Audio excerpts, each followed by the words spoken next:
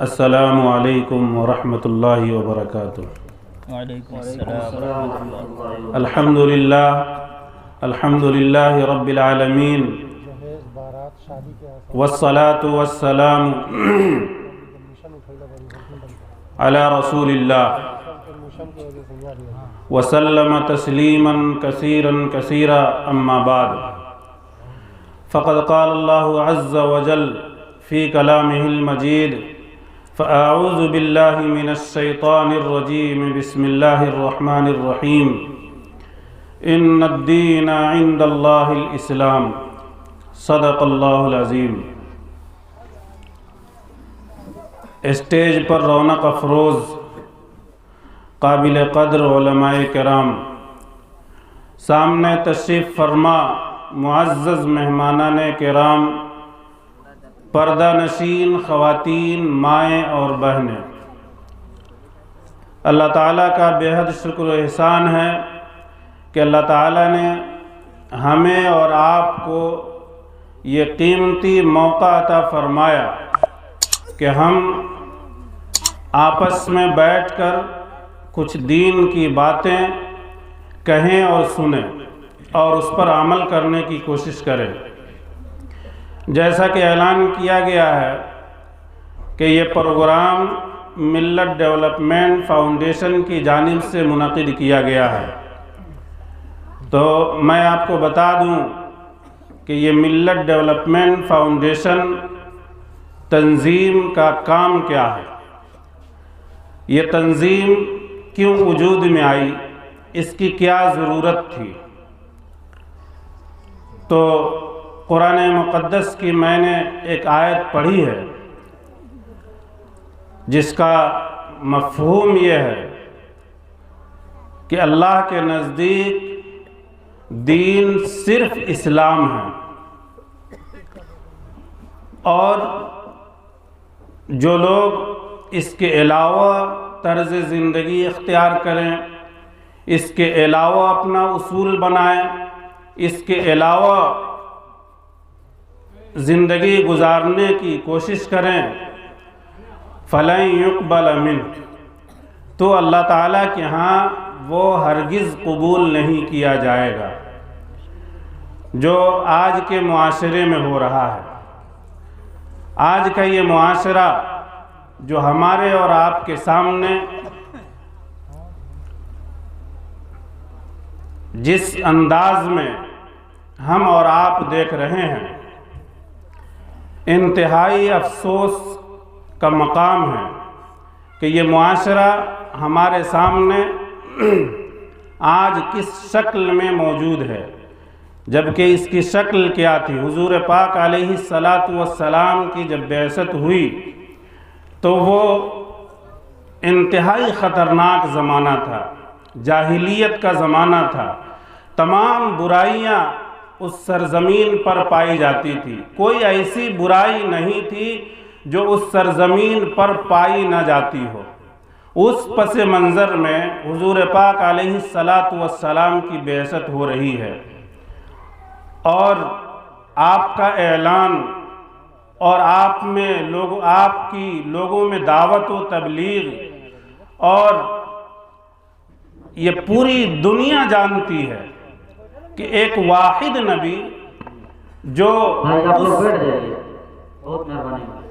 اس تاریکی میں مبعوث ہوتا ہے اور پوری دنیا میں اس کی دین کا ڈنکا بجنے لگتا ہے،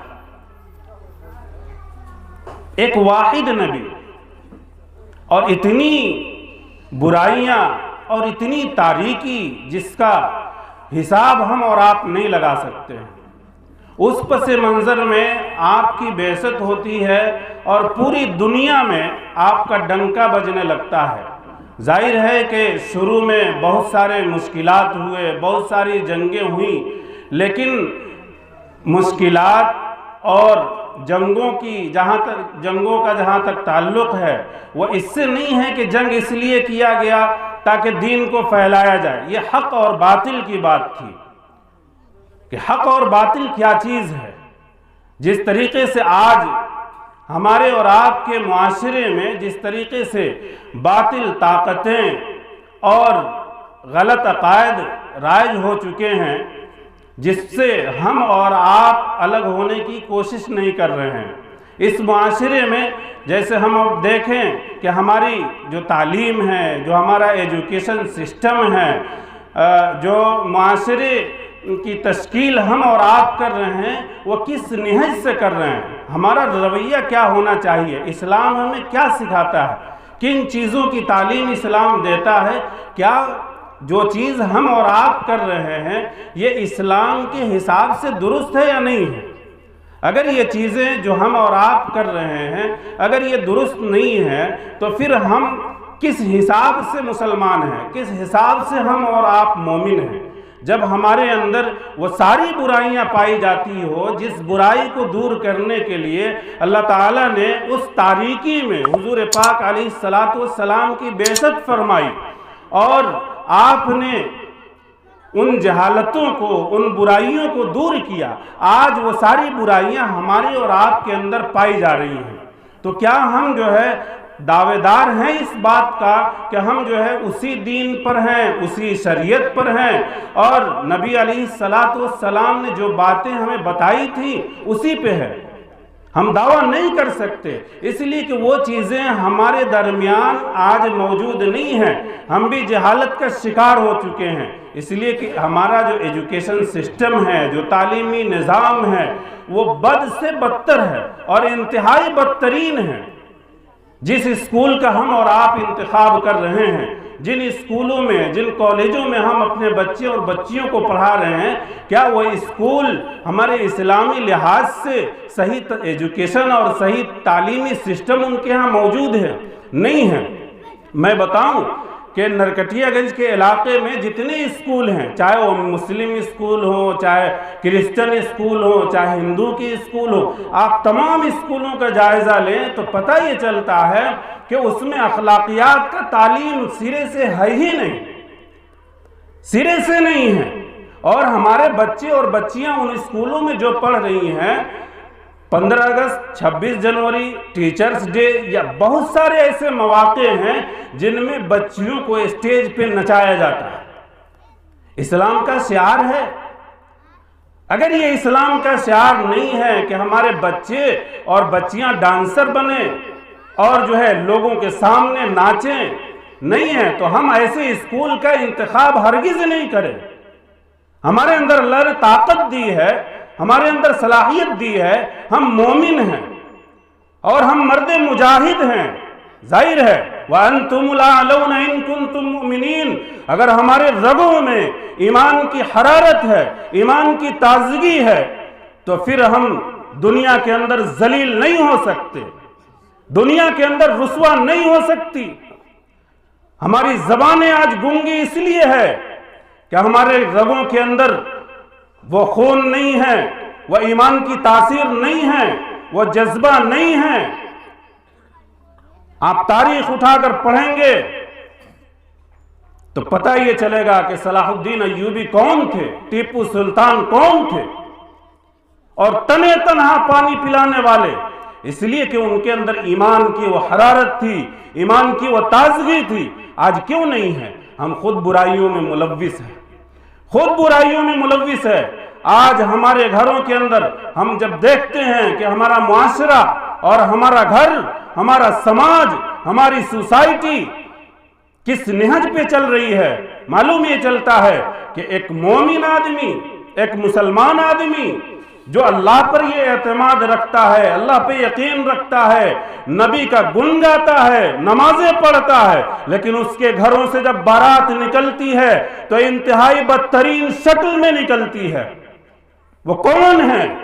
نبی کا ماننے والا ہے، قرآن پہ عمل کرنے والا ہے، چہرے پہ نبی کی سنت ہے میرے بھائیوں، لیکن اس کے گھر سے جب بارات نکلتی ہے اس کے ساتھ میں آرکیسٹرا ہوتا ہے، ناچ گانے کی محفلیں ہوتی ہیں، بینڈ پارٹی ہوتی ہے۔ میرے بھائیوں، ہم مسلمان ہیں، ہمارا شعار کیا ہے؟ ہمیں اسلام کیا سکھاتا ہے؟ کن چیزوں کی تعلیم دیتا ہے؟ کیا ہمیں یہ بتاتا ہے کہ ہم جو ہے اپنی شادیوں میں وہ اعمال کریں جن اعمال کا تذکرہ حضور پاک علیہ الصلاۃ والسلام کے زمانے میں نہیں کیا گیا۔ آپ کے زمانے میں بے انتہا شادیاں ہوئیں، لیکن کہیں سے کوئی یہ بتائے، کوئی یہ ثابت کرے کہ بارات کا رواج تھا، ناچ گانے کی محفلیں تھیں اور لڑکی والوں کے دروازے پہ باراتیوں کا ہجوم تھا؟ نہیں تھا۔ ایک سنت ہم اور آپ ادا کرتے ہیں جس کو نبی پاک علیہ الصلاۃ والسلام نے کہا النکاح من سنتی، کہ نکاح میری سنت ہے۔ ظاہر بات ہے کہ نکاح اللہ کے نبی کی سنت ہے اور اس پر یقین ہے، بھروسہ ہے اور پورا اعتماد ہے، لیکن پھر بھی جاننے کے باوجود ایک انسان وہ ہے کہ لا علمی میں گناہ کر بیٹھے، نہ جاننے کی وجہ سے گناہ کر بیٹھے۔ اللہ تعالیٰ ایسے لوگوں کی مغفرت بھی فرما دیتا ہے، لیکن جاننے کے باوجود، سمجھنے کے باوجود ہم اس کا جنازہ نکال رہے ہیں۔ نبی کی سنت ادا کرنے چلے ہیں لیکن اس کا جنازہ نکال رہے ہیں۔ ابھی کچھ دن حالیہ، ابھی کچھ دن پہلے کی بات ہے، ایک صاحب نے آرکیسٹرا کا نظم کیا شادی میں۔ تنظیم والوں نے جب ان کو منع کیا اور کہا کہ آپ جو ہے اس سے باز آ جائیں ورنہ نکاح نہیں پڑھایا جائے گا، نہ پڑھائیں گے نہ پڑھانے دیں گے کسی کو۔ اور واقعتاً میں یہ بات کھلم کھلا کہہ رہا ہوں اس اسٹیج سے کہ علماء کرام، جو جتنے علماء کرام ہیں، ان سے میں گزارش کروں گا کہ کسی ایسے شادی میں آپ شریک نہ ہو جہاں پر ناچ گانے کا نظم کیا گیا ہو، جہاں پر غیر شرعی رسومات کو انجام دیے جا رہے ہوں۔ میں کھلم کھلا کہوں گا اپنے علماء کرام سے کہ ہرگز اس شادیوں میں آپ شریک نہ ہوں۔ ایک طرف سنت ادا کیا جائے اور دوسری طرف اسی سنت کا جنازہ نکالا جائے۔ ایک طرف مولانا میلاد کر کے جاتے ہیں اور اسی اسٹیج پہ، اسی مائک سے، اسی جو ہے ساؤنڈ باکس سے گانا بجایا جاتا ہے۔ میرے بھائیوں، یہ شریعت کی دھجیاں ہم اور آپ نہیں اڑا رہے ہیں تو کون اڑا رہا؟ آج ہم یہ کہیں کہ بادشاہ ظالم ہیں، حکمراں ظالم ہیں، یہ غلط ہے کہنا، اس لیے کہ ہم نے اپنے اعمال کو غلط کر لیا ہے، ہم نے اپنے اعمال کو بگاڑ لیا ہے۔ ظاہر بات ہے کہ جب اعمال ہمارا بگڑے گا تو ظالم حکمراں یہ اللہ کی طرف سے مسلط کیا جاتا ہے۔ آج اپنے اعمال کو بنانے کی ضرورت ہے۔ تو میں مختصر تعارف کر رہا تھا، ملت ڈیولپمنٹ فاؤنڈیشن کا کام یہ ہے کہ جہاں تک ممکن ہو سکے یہ ملت ڈیولپمنٹ فاؤنڈیشن تنظیم کے جو اراکین ہیں اور بڑے ہی خلوص مند اس کے ممبران ہیں، میں تہہ دل سے شکریہ ادا کرتا ہوں کہ اپنی جان کی قربانی، اپنی مال کی قربانی اور اپنے وقت کی قربانی لگا کر کے اور معاشرے کی ایک بہتر تشکیل دینے کی کوشش ہو رہی ہے۔ اللہ تعالیٰ اس تنظیم کو ترقی عطا فرمائے۔ میں نے جو بات کی ہے کہ ایک جو تعلیم اور ایجوکیشن کا جو سسٹم ہے ہمارا وہ غلط ہے۔ ہم کو اگر چھوٹا مکتب ہی کیوں نہ ہو، چھوٹے مکتب کی شکل میں ہم قائم کریں، لیکن ہم یہ بتائیں کہ اللہ کا فرمان اور نبی کا فرمان ہم اس کو پڑھائیں گے۔ اس کے بعد دنیا کی ٹیکنالوجی ہے، بہت ساری درسیات ہیں، بہت ساری آج جو ہے بہت سارے میدان ہیں جس میں ہم اور آپ ترقی حاصل کر سکتے ہیں۔ اسلام منع نہیں کرتا، ان الدین عند اللہ الاسلام، کہ اللہ کے نزدیک صرف اسلام ہے۔ اسلام کے علاوہ اگر کسی بھی چیز کا ہم اور آپ روادار ہوتے ہیں، کسی بھی چیز کو اختیار کرتے ہیں جو اسلام سے نہیں ملتا، جس کی شناخت نہیں ہوتی، جو اسلام میں سے نہیں ہے، تو پھر اللہ تعالیٰ کے ہاں وہ قابل قبول نہیں ہوگا۔ نبی پاک علیہ السلام نے فرمایا من تشبہ بقوم فہو منہ، کہ ہم جس قوم کا طریقہ اختیار کریں گے، جس قوم کا ہم اور آپ نہج اختیار کریں گے، جن قوموں کا ہم اور آپ جو ہے رسومات اختیار کریں گے، اللہ تبارک و تعالیٰ کل قیامت کے دن انہی لوگوں میں ہمارا اور آپ کا شمار کرے گا۔